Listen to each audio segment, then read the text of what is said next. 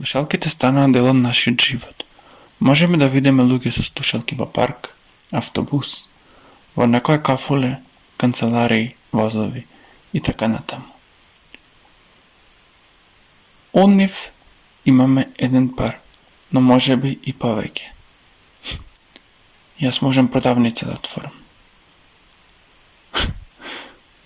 Во продолжение слушнете неколку факти за слушалките. Првите слушалки имаа само една слушалка.